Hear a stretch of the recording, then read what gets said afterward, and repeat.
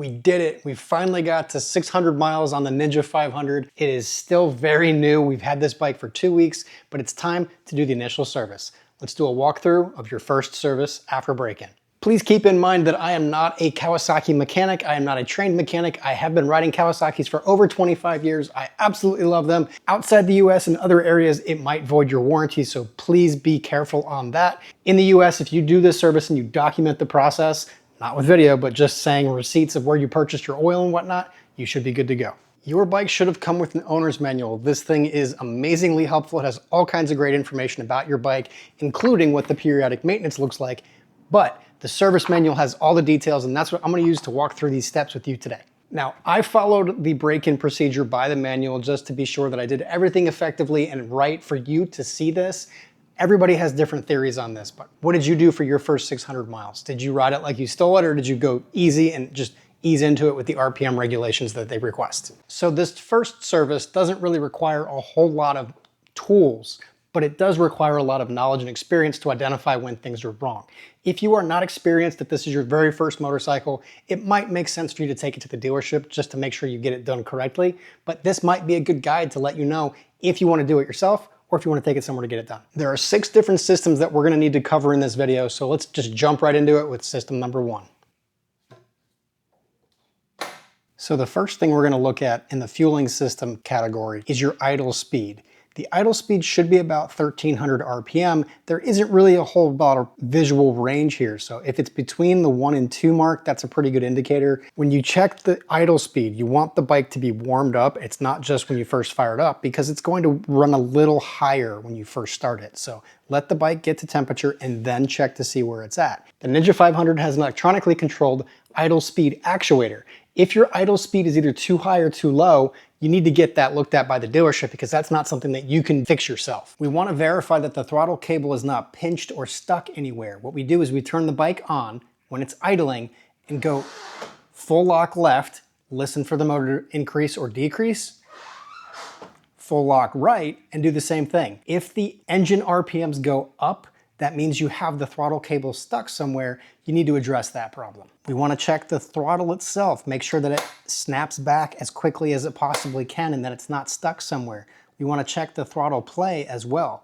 We want about 2 millimeters of play before you get to that tension point of moving the cable. If it's too loose or too stiff, there's 2 adjuster bolts in the bottom here that you can tighten or loosen to adjust that throttle play. We do also want to check the fuel itself. Make sure that your gas cap is sealing properly, make sure that it's not rusting, make sure that the seal isn't cracked, and check the fuel lines. This is much easier to do by removing the panels, but you can look in there and you can see if there's any signs of leaking. If you see any signs of leaking fuel, definitely pull this panel off, the side panel right here, and access those hoses to see why it's leaking. Speaking of fuel, it's worth noting that this bike is actually tuned for 87 octane fuel. You could run higher if you want to, but there's no real added benefit. It'll run just fine on the 87. If you do additional modifications like your exhaust, your intake, and you tune the ECU, you could change that to potentially be a higher octane if you want to, maybe get a little extra power out of it. But from the factory, untuned, untouched, just run 87 and save yourself the money. So this is a liquid-cooled motor. You do have a radiator with a radiator fan and also coolant. We want to make sure that that coolant level is at the full line. That is a overflow reservoir. There is coolant in here as well as in all the hoses that run around the engine, but that's where you can check the level right there. There's a little F that you can see. I'll point to it in the camera, but there is a little F right there to indicate that is a full reservoir. On the left-hand side of the motor, you want to take a look at the hoses that are around the radiator. Make sure there's no drippage that you can see. You'll see like a calcification or like a green powder if there is any type of leakage right there. Look to see if there's any type of residue from the coolant. Look to see if the hose is clipped or if it's damaged in any way. If it is, take it to the dealership and replace it. On the right-hand side of the motor, you have the other side of the radiator. Check the hoses there. This is your water pump on the right-hand side. There is a drain bolt down there. Make sure that drain bolt is dry. I'll point to it with an arrow on the camera. That way you can see that. But put your finger in there, make sure it's dry, make sure there's no residue anywhere around that mount. If you need to, if you can't get your finger in there, this panel comes off pretty easily with just a few bolts. Pull off that lower panel and you can access that whole section right there. Just as a random heads up, Kawasaki does recommend replacing that coolant every 3 years. And by the way, if you do see any leakage of coolant, that is a bad thing. Coolant is poisonous to animals, and it is also very sweet, so they tend to drink it. If you see any leaks of any kind of coolant from your motorcycle, fix it immediately and do not let your animals anywhere around it. It hopefully goes without saying, but do not ever remove your radiator cap with the engine still hot. Coolant gets incredibly warm, and it is a pressurized cap. If you remove that cap while the engine's hot, it'll spew fluid and steam everywhere and it will burn you. Clutch lever free play is very important. It keeps proper tension on the clutch itself, prevents it from wearing out prematurely, and it also ensures that you can get traction when you need it. You want this gap right here between the lever and the perch to be about 2 to 3 millimeters before you get real tension on the clutch. So just gently put your finger on it, pull the lever back, see how much free play you have. If you have too much, you can pull this out by loosening the lock nut and then loosening this threaded piece here to apply more tension on the cable. If this gets to a point where it's not inside the perch too much, there's a secondary adjustment down by the clutch. So the clutch cable runs through the bike and comes out right here onto this little mount. There's 2 nuts on either side. One is a locking nut, one is a main adjuster nut. As you loosen this, it'll pull the cable out, giving more tension here. That way you can get a more finite measurement up there. A key thing to note if you are new to motorcycles, rev bombing and holding in your clutch and just might sound cool and look cool at the bike nights, whatever. Don't do that. It wears out your clutch. Some people might come at me and say, it's no big deal if you're holding in the clutch, but I can tell you from personal experience, that is how you burn out a clutch. When you pull on that clutch lever, it's disengaging plates inside the motor that create friction. If you do that so much that it creates enough heat inside, there will still be friction and it will burn out those plates sooner than it should. It's a very common problem on these smaller CC bikes because you've got new riders trying to find that friction zone. They're letting out the clutch, they're giving it more gas, and they're just burning out that clutch as they accelerate. So if you are in gear and you hold in the clutch, your bike should not move forward. If it starts to move forward, then you have a really big problem. If you let your clutch out and the bike doesn't move forward either, you have an even bigger problem. And I've got a video on how to replace the clutch plates on a Ninja 400. Hopefully I don't have one for the 500 anytime soon, but I'll link that above in case you do have that problem. I did some fun experimentation with that earlier today. I was sitting at a stoplight and I let the clutch out without even giving it any fuel, no gas. You can actually accelerate from a standstill on this bike just at idle. You don't need to give it a lot of throttle just to accelerate. All right, so this is probably the most important part of the service. We're gonna change the oil for the first time. We need to make sure we look in the oil, so use a clean catch can. We wanna look to see if there's any type of metal, any real thick particulates. We don't want it to be super glittery. Having some swirl to it's fine. We expect it to happen because it's breaking in the bike. We've got some of the bearings that are breaking in. We've got the valves that are seating. We've got the clutch that's getting put in place. Everything's just starting to mesh together. If we did the break-in process right, it should look nice and pretty. Now I did take advantage of my adventure lifestyle adventure advantage and I went and got the Kawasaki oil, the Kawasaki filter, and the Kawasaki crush washer because they gave it to me for cost plus 10%. It's a huge advantage of buying from adventure lifestyle. I know not everybody has a lift like this, but a lot of people have stands like that. It's called a rear stand. The rear stand holds up the bike from the rear of the swing arm. I put on these spools that help me use a different kind of stand that makes it easier to just lift this up and hold it straight. When we are changing the oil, we want this bike to be completely vertical. We don't want it on the side stand. Now, Kawasaki does say that you should run the bike just a little bit before you change the oil. You don't want it to be too warm or too hot, but you also don't want it to be too stagnant. I went on a ride a little while ago, which is when I crossed into 600 miles, so the engine should still have enough temperature in it that I can drain the oil. With the 17mm wrench, we break loose the drain bolt and we let it drain. Now that most of the oil is drained out, we can clean and reinstall the drain bolt. I did clean the drain bolt, and this is a new crush washer as well. This is not a magnetic drain bolt, so it's not going to hold any particulates at all. It then gets tightened to 22 foot-pounds, which really is not a lot. So now that we've got the oil out, we can look at it and see if it's sparkly. I don't see any sparkles at all. Those lights look cool.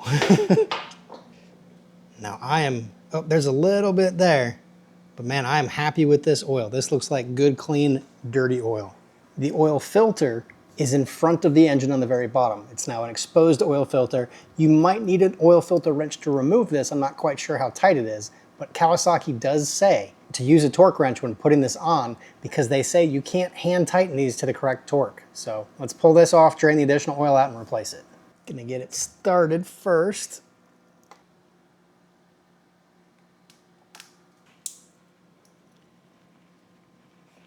And once it's loose enough,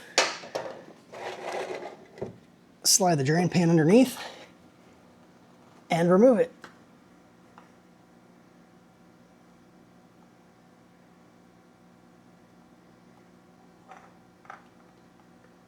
Just gonna wipe off the residue from the bottom of the motor.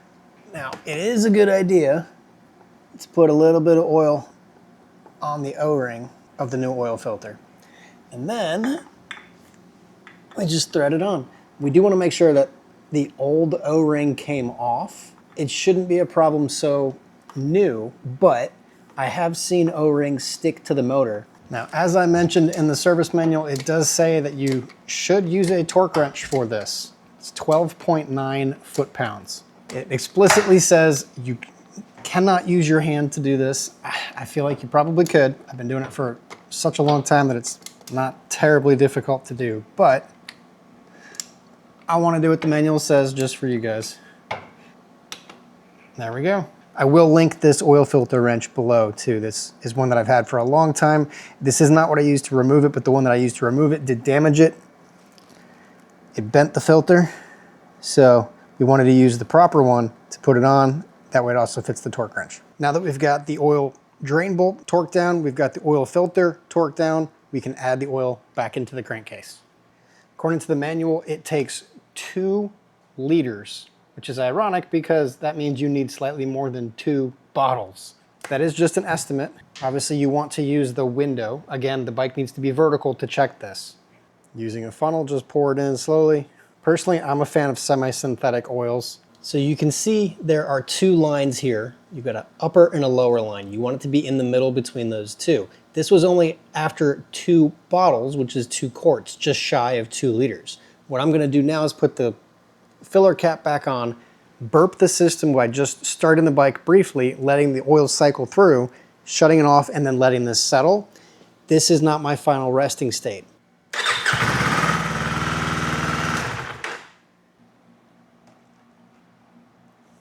Towards the beginning, I said you didn't need any real special tools. One thing that I neglected is stands. Front and rear stands are very helpful in this type of work.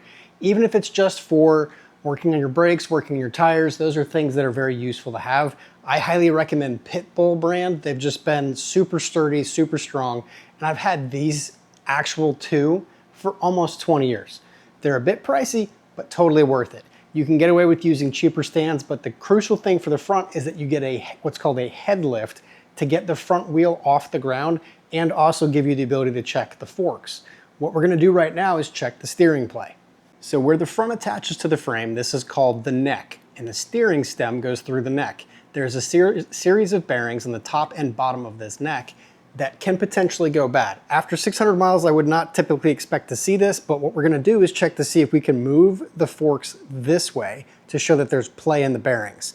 Very unlikely, but sometimes we need to tighten down the nut that compresses those together on the frame. So what we're gonna do is just pull the wheel a little bit to the front and see if it wiggles. You'll feel a clicking or any type of movement and know there's something wrong. This feels nice and sturdy. I'm okay with this.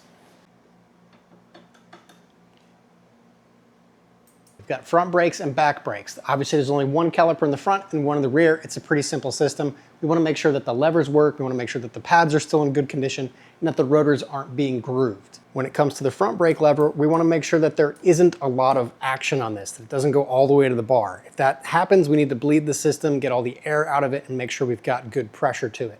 Look for any leaks, look for any type of cracking in the hoses. You can also see the fluid right here and see if it's a little low. It's probably going to be okay after 600 miles, but we want to make sure it's all still good. On the brake rotor itself, take your fingernail, kind of scrape it and make sure it's okay. I can actually still see the cross hatching on this from the original machining of this. The brake pads themselves you can check without even removing anything to see how much meat is left on them. The material that touches the brake pads, those are still in fantastic condition. Same thing on the rear brake. When you press on the pedal, does it stop or does it go all the way down with no force? Does it return like it should? Look at the master cylinder here, see if there's any type of cracks or leaks to it. This is your brake reservoir. You have an upper and a lower mark on this. I don't know if I can get this to show up on camera. You want the line to be obviously between those two things. The higher the better, because if you lean this bike over and you get an air bubble in this, you might lose some brake pressure. Look at the pads on the back as well. Do the scrape test on the rotor. Make sure your fingernail doesn't stick into it. Check your wheel speed sensor. This is your speedometer essentially. Make sure that those are all still intact. It's not bent or damaged at all. The final step is one that's hard to cover in a video. It's checking all of your bolts, all of your fasteners, making sure that they're all still good and torqued. The key things to check, make sure that your rear axle is still snug. It's got a cotter pin on it, so there's a very slim chance that this is gonna spin. Still worth investigating, just look at it. You wanna make sure that your bolt on your front swing arm pivot is still tight. Check your foot pegs, check your front axle. Again, it's got a cotter pin, it shouldn't move, but just make sure. Brake caliper bolts, make sure those are still tight. In many cases at this first 600-mile service, you don't find a whole lot wrong with it, but you are looking to make sure that this bike is safe for the road. So again, I mentioned if you don't feel comfortable doing this, take it to a dealership, have them give it that final inspection to say, yes, this is safe, get back out there and go ride. But this is at least a guide that helps you walk through the process. Something that is not explicitly said in the service manual, and I'm shocked that it's not, are very key maintenance items on any motorcycle is checking your tire pressure and your chain condition. Kawasaki's suggestion is 32 PSI in the front, 28 PSI in the rear. If you haven't checked either since buying the bike, please do so. That is one of the things that you really should check almost every single time that you ride. Now, I mentioned the chain too. The service manual and the owner's manual state that that should be your daily check as well. You want to check your chain tension, your chain condition, your sprocket condition, make sure everything still is sharp and intact. There is a little decal right here that talks about how much play you should have. What you're looking for is between 20 and 30 millimeters, which is about an inch of play right here. This is still good. It's a low torque bike, so I don't expect it to really damage or stretch the chain too much after 600 miles, but definitely keep an eye on it. I will do a video later on about maintenance on this bike, specifically chain tension and suspension work, other types of things like that. So stay tuned for specific details on chain adjustments. Remember how I said I wanted to let that settle? Notice how it's a little bit low? I'm gonna add some oil to it. So they're actually fairly accurate. I added 2 quarts. It should be 2.1 quarts. I'm gonna add a little bit more, bring that level up to that midpoint, and we should be good to go. This bike is ready, this bike is gonna be fun, and this bike is going to the track in 2 days. I wanna give one more shout out to the guys over at Tejas Motorsports and Adventure Lifestyle Brands. They've been a huge help in getting this bike and this series together, so thank you for that. If you have a Ninja 500 and you wanna see modifications, let me know what you wanna see, because I have a video coming on that too. I've got some modifications in mind, but I'm curious to know what you think. Thanks so much for tuning in. I hope this was helpful. Stay safe out there, and I'll see you in the next one.